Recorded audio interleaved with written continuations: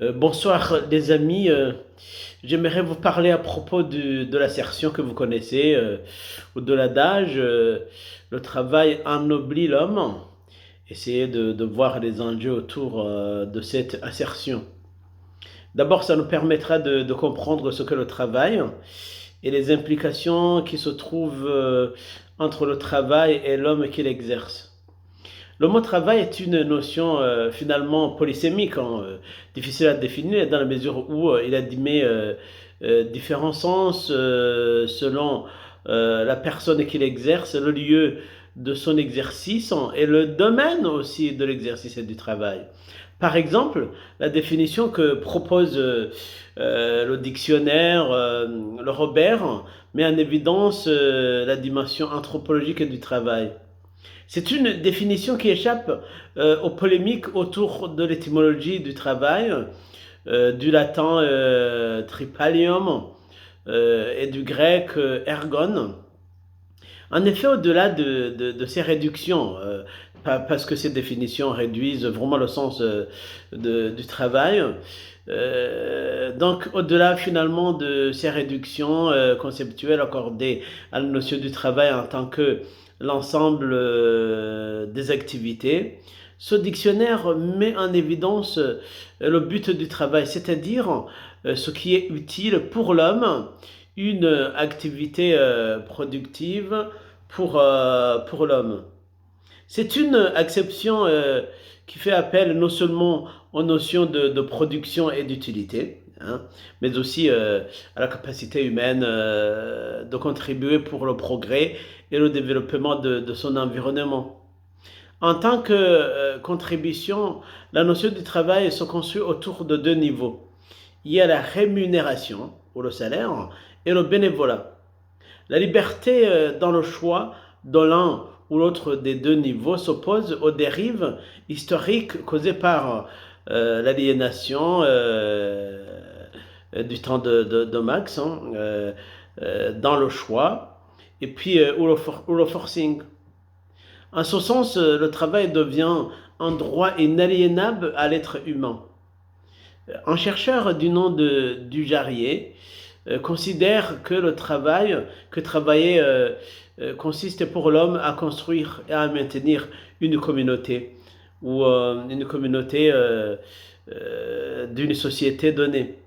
Le travail est sociologiquement l'ensemble des tâches organisées, coordonnées par l'homme pour développer son pays.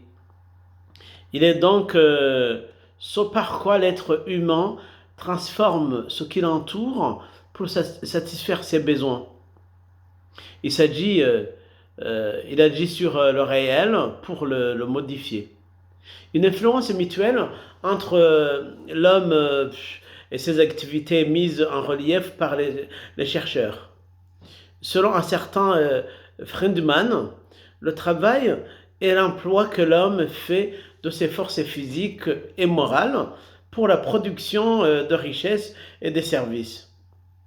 Dans une relation symbiotique entre l'homme et son travail, le travail est essentiellement à travers la technique, la transformation par l'homme de la nature qui, à son tour, réagit sur l'homme en le modifiant. Il y a une relation symbiotique entre l'homme et le travail.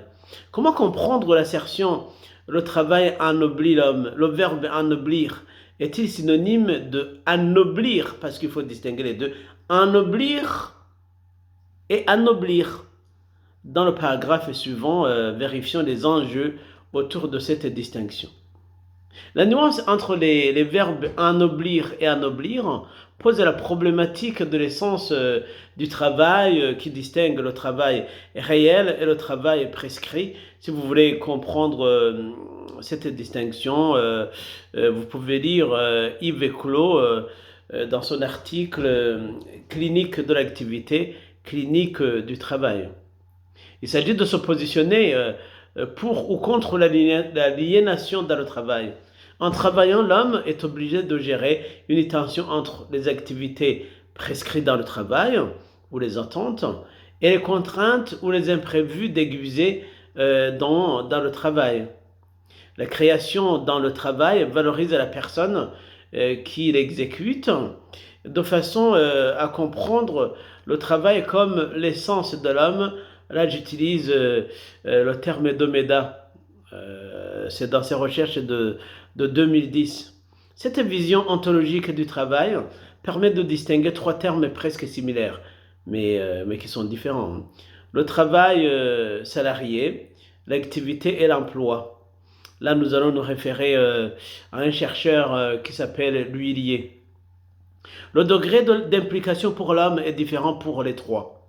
Pour se confronter au réel du travail, le travailleur a besoin de connaître le métier ou d'avoir une maîtrise ou une expertise lui permettant de faire preuve d'imagination et de débrouillardise. Le salaire doit répondre à ce critère incontournable. L'activité relève, selon un certain Henriquet, des fonctions utilitaires, sociales et identitaires.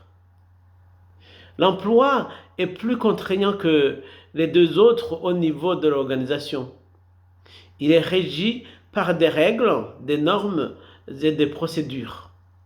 Il est souvent désigné par ce que Henriquet appelle la survie biologique ou sociale de l'individu. Le verbe ennoblir prend ici l'essence de développer, d'enrichir la société et de partager les valeurs liées au travail. Le travail devient pour l'individu la source d'épanouissement. En travaillant, l'individu se réalise et développe ses compétences. Il acquiert de nouveaux savoirs et du savoir-faire qui transforme son savoir-être. De cette manière, il s'identifie comme un sujet singulier, participant à la construction de sa personne et de sa patrie ou de sa société. Si le verbe ennoblir revêt une connotation éthique ou morale du travail, le verbe ennoblir se limite au sens de l'acquisition d'un titre de noblesse, n'exigeant pas nécessairement la transformation de celui qui le porte. En conclusion, le travail est un devoir moral, religieux et socio-économique qui incombe à l'homme. En travaillant, l'homme satisfait ses besoins et réalise un projet. Au cours de l'exercice de son travail, celui-ci, c'est-à-dire l'homme, peut inventer finalement une activité, l'innove et le réalise. Cette ambition dépasse le niveau instinctif qui est propre à l'homme mais aussi aux animaux, car en travaillant, le sujet use de son libre choix par la raison, ce qui est différent de l'animal. Et son humanité, et par l'humanité, il faut comprendre les valeurs et les vertus, et les deux, c'est-à-dire le libre choix et l'humanité, constituent les deux facultés de la volonté.